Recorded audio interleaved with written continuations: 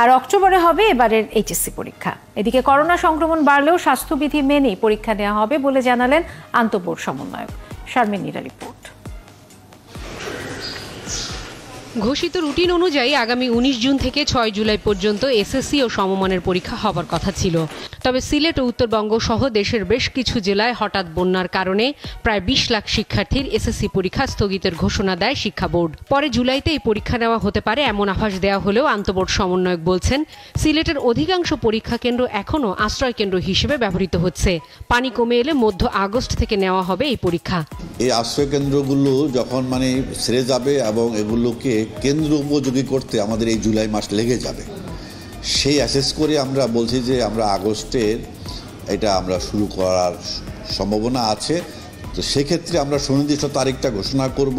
আমরা ঈদের পরে আবার বসবো, ঈদের পরে বসে আমরা আবার একটু পর্যবেক্ষণ করব। এসএসসি পরীক্ষা নিয়ে এই জটিলতার কারণে ঘোষিত সময় হচ্ছে না এইচএসসি পরীক্ষাও।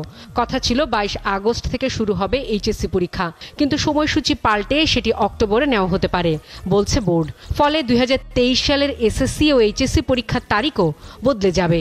বিশেষ করে 22 সালের পরীক্ষা যদি আমাদের শেষ হতে হতে নভেম্বর ডিসেম্বর লেগে যায়, সেক্ষেত্রে 23 সালের পরীক্ষা শুরু করতে আমাদের একটু দেরি হবে। আমরা নির্ধারিত সময়ে এসএসসি এবং এসএসসি শুরু করতে পারছি না 22 সালেরটা।